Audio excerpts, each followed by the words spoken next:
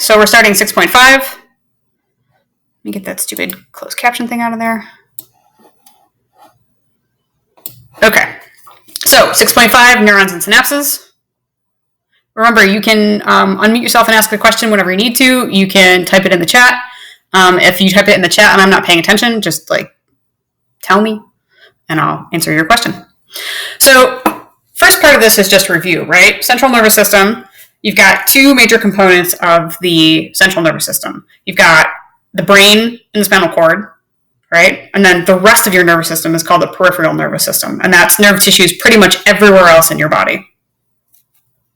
And that's all old stuff that you learned in middle school and freshman year. Freshman year, we spent a lot of time on the brain.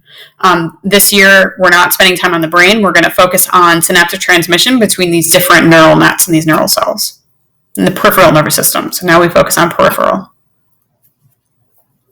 And remember, this is being recorded, so if I'm going too fast, you can always go back. If you want to take notes now, you can. If you just want to listen and take notes later, that's fine too. So understanding number one, neurons transmit electrical impulses. This is actually a picture of a neuron.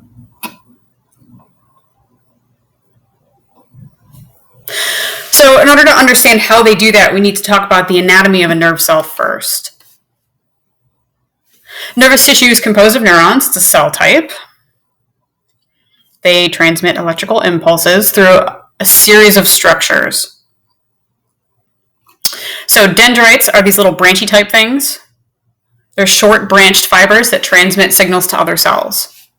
Now, each neuron has a receiving end and a propagation end, right? So the big fat, long, or the big kind of like wide blobby end, that's the receiving side. So this is the side of the neuron that's receiving a signal from another neuron.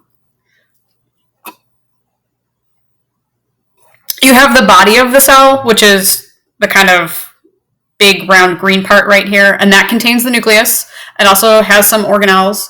There's cytoplasm in there because remember, this is a cell that's also going through all the normal cellular processes that have to happen, cellular respiration, transport in and out, protein synthesis, all that stuff. Then you have this long thing, and we call it the axon. It's a long, narrow arm, and this is going to carry the signal like an electric wire. Oops, sorry. And then we have the terminal end here.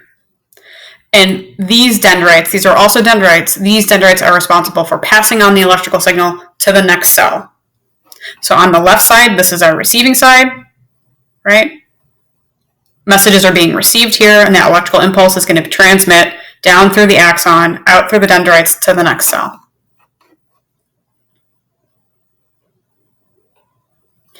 The myelination of nerve fibers allow for saltatory conduction. So that kind of sounds weird, but we're going to go through it. So synaptic transmission is when nerve fibers transmit signals across long distances very quickly. So think about when you touch the stove, right, and it's hot. Think about how fast that information, you can tell I have been like live lecturing a lot because my cluttering is like horrible. When you touch a hot stove, the signal goes from your hand to your brain that says, hey, this is hot. And then your brain says, oh, you should move your hand. And that takes nanoseconds, right? So that transmission happens extremely quickly. Nerve tissue is the only tissue that can do that in your body, that can transmit signals that quickly. In order to facilitate such a quick transmission, neurons are covered by what's called a myelin sheath. And that myelin sheath is produced by Schwann cells. So you can think of that myelin sheath as being like an insulator around the nerve. It keeps the signal propagating inside the axon. So what that means is, think of like wires. You know how wires are coated in plastic and that keeps the signal inside the wire? Y'all, I'm about to put your chat on the video, so it's recorded. Just saying. Okay, so these Schwann cells, these are what produce that myelin sheath. Now there are gaps in between each of the Schwann cells, and we call those the nodes of Ranvier, because it sounds like a choose your own adventure. So you do need to know myelin sheath. You need to know the names of the Schwann cells. You need to know that there are gaps in between the Schwann cells that are called the nodes of Ranvier. These are depolarized gaps between myelin sheaths. This depolarized words will make sense when we talk about how to propagate action potentials.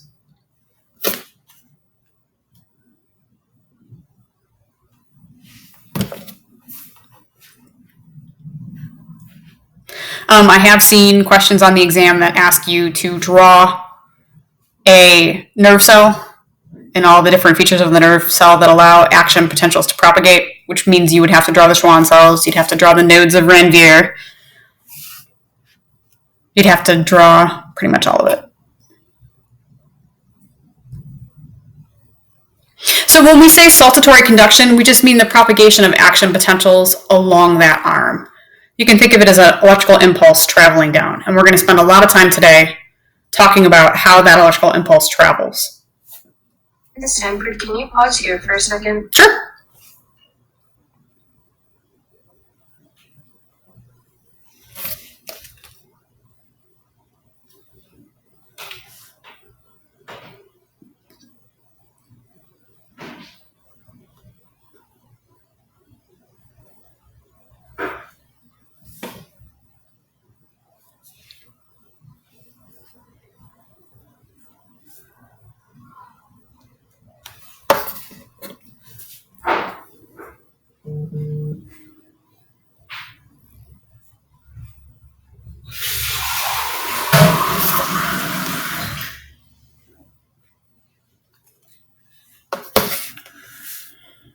You ready? Remember, you can go back. I'm going to post this recording so you can go back.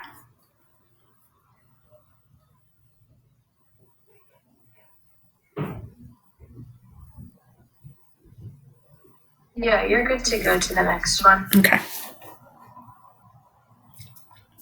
So when you did your lab, you were triggering nerve impulses, right, and different nerve cells in the skin of the leech.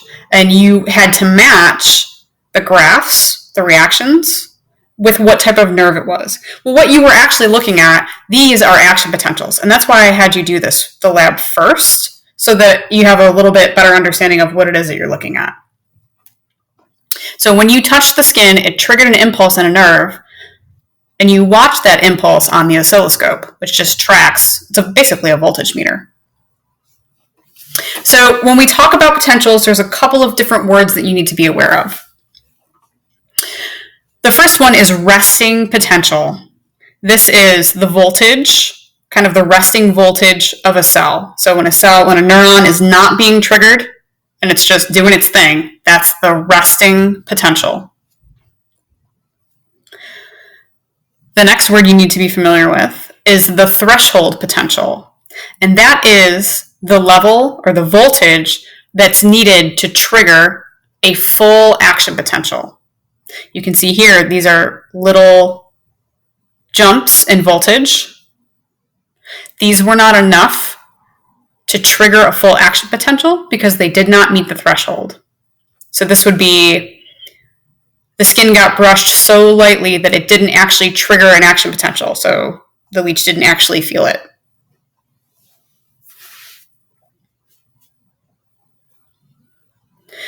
The third word is an action potential. And these peaks that you're seeing right here, these are actually action potentials. So those are response to stimuli by the nerve.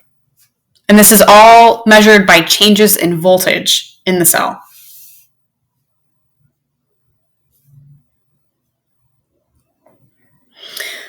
So in this graph, you can see here, this is the resting potential, this flat line. You don't see the threshold potential in this graph. It's not marked. You'd have to stretch this out and zoom in to see it. But you can very clearly see the action potentials, these big spikes. You can also see this big curve down here, and we'll talk about what that is. You can see that right here. So when we talk about an action potential, we're talking about from the beginning of the stimuli, which would be right here. This is the response of the nerve all the way back to the resting potential.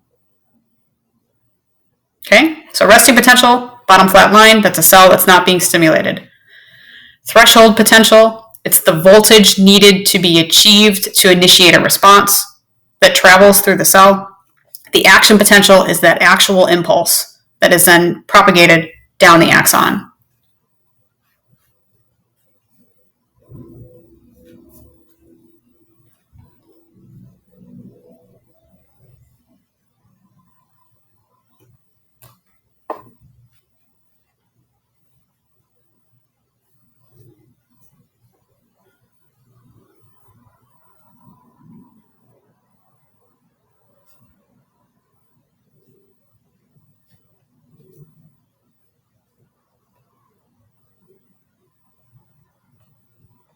Okay, we're going to keep going.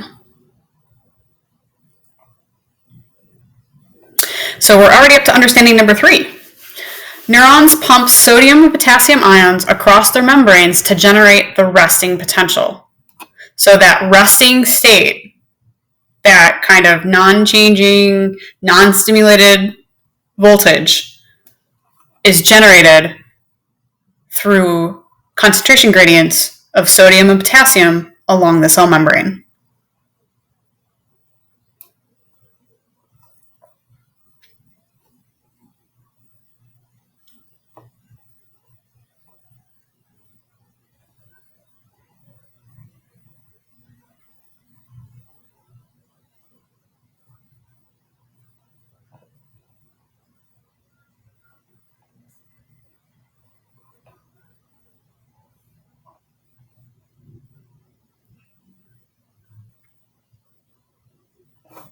So sodium-potassium pumps are integral proteins in the membrane of the axon. Remember last year when we did transprotein or transmembrane proteins and integral proteins, and we did exocytosis and endocytosis and ion-gated channels and all that stuff.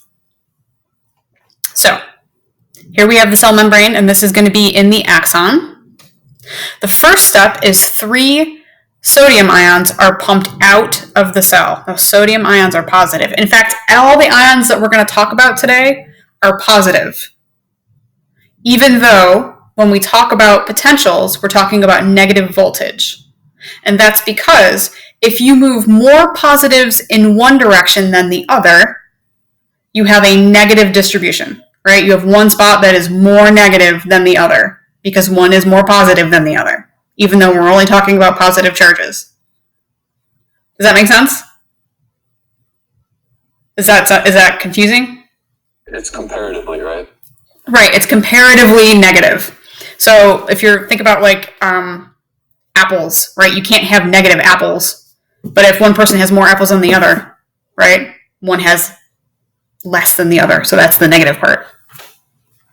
Okay, so step 1, 3 positive sodium ions are pumped out through those transmembrane proteins into the extracellular space. Step 2, 2 positive potassium ions are going to be pumped in. So 3 out, 2 in. That creates a more negative environment in the cell as opposed to outside the cell. Because 3 positives went out and 2 positives came in.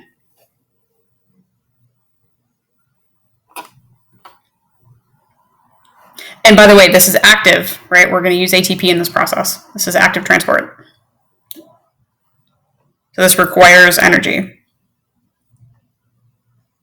And you can see there's our 2 potassiums coming in. Okay, so 3 sodiums out, 2 potassiums in.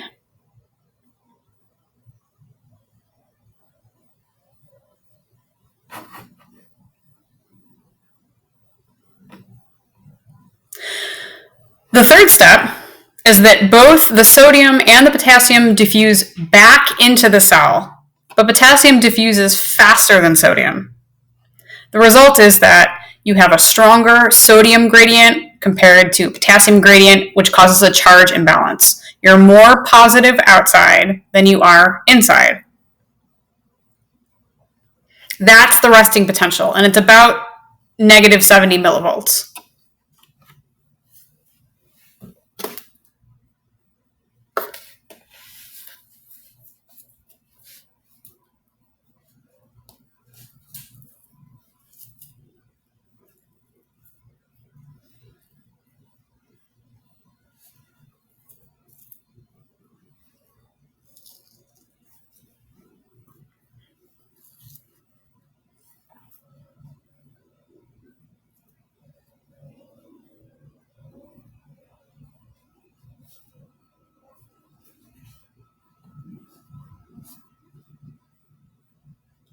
Danny, cover up your face. Danny, that's why there's like 6 people in class right now. No shame, we all do it. I'm not wearing a mask, but I'm at home. But like, the reason that we're having such issues is because, you know, people need to behave themselves. Nobody likes wearing a mask. We all get it. It's a pain. All right. Next, understanding number 4. When we're just talking about an action potential, right? So now we're talking about that swoop. That swoop has a couple of different stages. There's a depolarization stage and a repolarization stage. And there's also hyperpolarization. So we're going to take that swoop in 3 parts.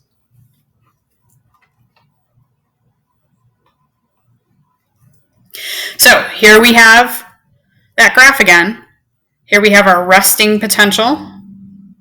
Now, stimulus. This is when you touched the skin of the leech.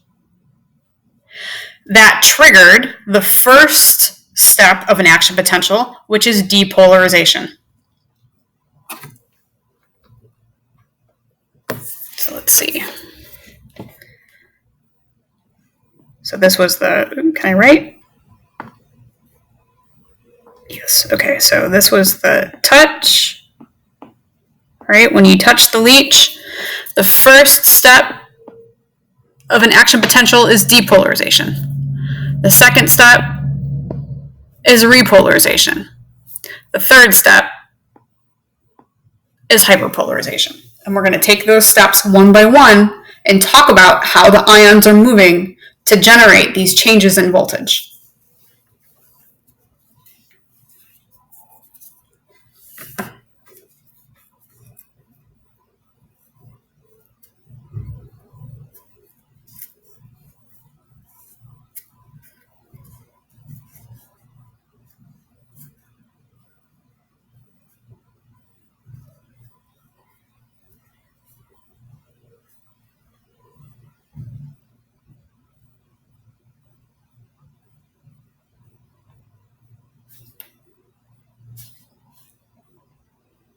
Okay. So, part 1, depolarization. Let's watch the diagram will restart. Okay, so here we have the sodium channels open. Sodium's going to come in. That causes the voltage to get much higher because your positive ions have moved in, right? When those sodium channels open, it causes those positive sodium ions to come in, which results in a more positive environment inside the cell compared to outside. Now we're going from about negative 70 to about positive 30, positive 40 millivolts. Now these numbers change back and forth depending on what source you're looking at. Sometimes you'll see the resting is negative 70, sometimes you'll see negative 60. A lot of times for action potentials, you'll see positive 30 or positive 40. IB curriculum says negative 70 for resting and 30, positive 30 for depolarization.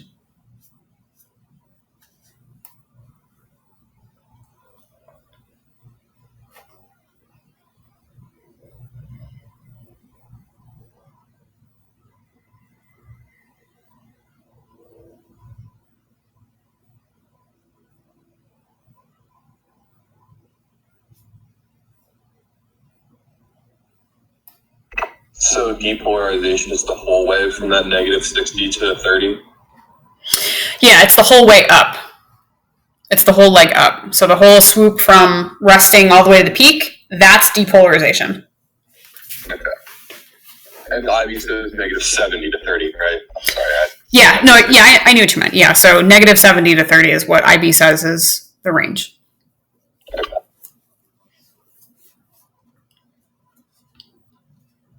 Well, remember, this is just the first part. Those sodium ions came in. Now those potassium ions are going to go out. So let's see. Here's repolarization. So there's the sodium coming in. And that's when the potassium ions, or the channels open, those potassium ions go out. And you see that decrease in charge.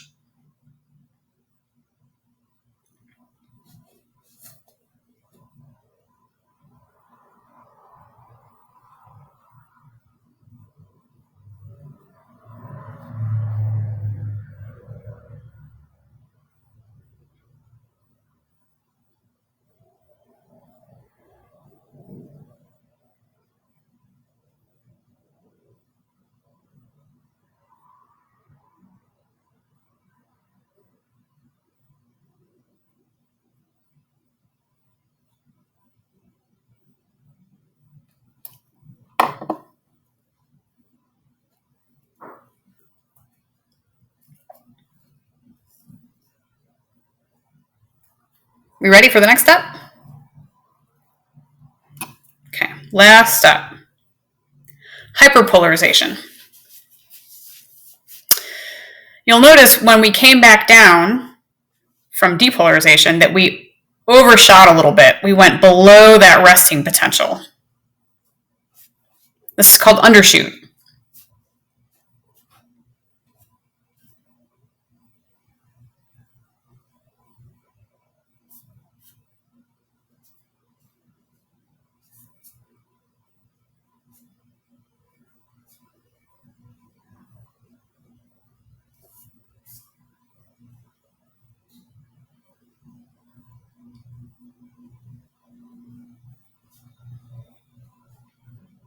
And then because of diffusion of the ions, we go back to that resting potential.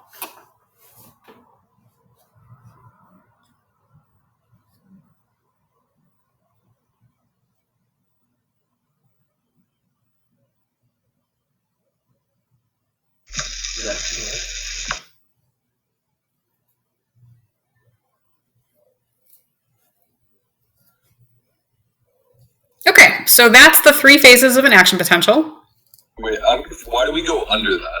Like, why does it go farther down? Well, remember, so the second phase we have potassium ions that are going out, right? And there's also passive diffusion going on for some of these because of the concentration gradient. And this is also traveling as a wave. So you'll start to see this, because this process repeats as you move down the axon, you're getting kind of an artifact of what's happening behind it. Remember in, where is it? Okay. See how there's not just one action potential here? There's like a bunch. Yeah. These travel in a wave. So you get that overshoot, and then as the cell is trying to reset, it has to reset itself back to that threshold potential. And when you have multiple impulses traveling in a wave, you get kind of like a backflush. Think of it as like backwash a little bit. Okay. It's just a little bit too much to get back to where it's trying to get back to the resting, and just a little bit too much. Yeah, overshoots, and then you've got a little bit of diffusion that corrects itself. Okay. This also prevents multiple triggering. So because you overshoot, so say instead of just touching like this, say you touch and hold down, that protects the cell from trying to send multiple signals at the same time. Okay. Okay. So that action potential, that nerve impulse, is propagated down the axon like a wave. Propagation of nerve impulses is the result of local currents that cause each successive part of the axon to reach the threshold potential. So as we just looked at what happened in one part of the nerve, right? So we watched one action potential pass this part of the neuron, of the arm. But remember, this repeats all the way down the arm. So now we have to watch this process happen over and over again as it travels like a wave down the arm.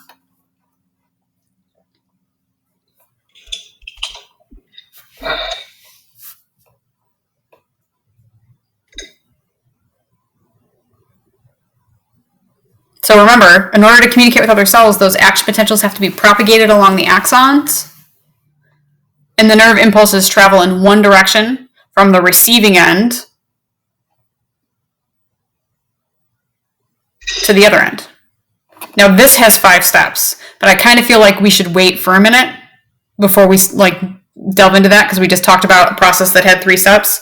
So if I were you, here, I'm going to put you in breakout rooms for just a minute or two, and I'm going to show you some review questions. That's time for what if somebody gets bullied? How is that different than, like, if we were at school? When you guys work in groups, I can't be with all of your groups all at the same time. There was a huge drama in history class about bullying. History class yesterday. Oh my god. Well, and remember, I'm recording everything, so. History class was whack yesterday. I want to hear all about it, but not right now. No, you don't.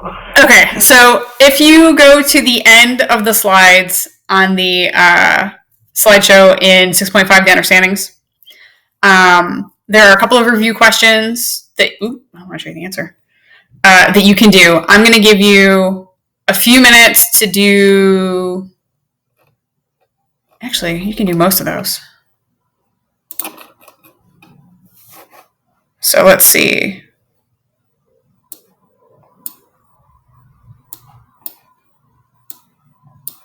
You can definitely do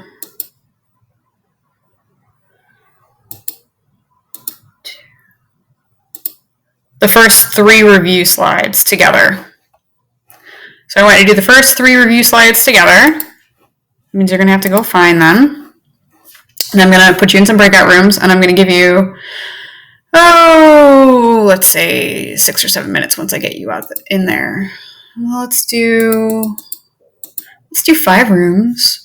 I'm going to assign you automatically.